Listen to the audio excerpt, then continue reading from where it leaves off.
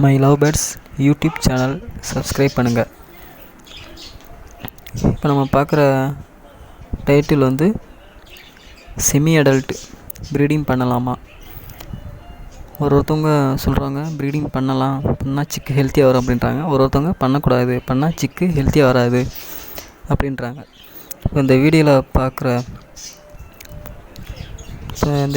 பார்க்குற சிக்கு வந்து செமி அடல்ட் தான். பிறந்து 4 மாதம் ஆச்சு. இன்றைக்கி தான் நான் ஓப்பன் பண்ணி பார்க்கல, எக்கு வச்சுருக்கு, 2 எக்கு வச்சுருக்கு. இது நம்ம அடல்ட்டு ப்ரீடிங் இருந்துச்சு பார்த்திங்களா. ஃபஸ்ட்டு அதோட சிக்கு 2 சிக்கு இருந்துச்சு பார்த்திங்களா. அதோட ஃபஸ்ட்டு சிக்கு தான் இப்போ எக்கு வச்சுருக்கு, ஃபீமேலு. அதோட 2வது சிக்கும் ஃபீமேல் தான். 3மே ஒரே கேஜில் தான் விட்டுருக்கேன்.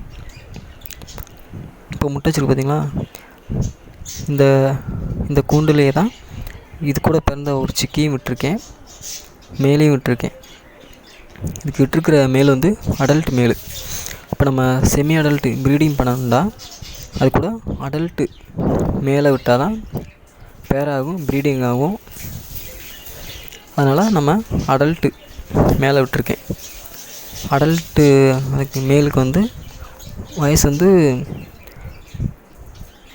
1 வயசு இருக்கும். 1 வயசு 1.5 வயசு இருக்கும் எனக்கு. இது 4 மாதம்தான். இப்போ 2 எக்கு வச்சுருக்கு.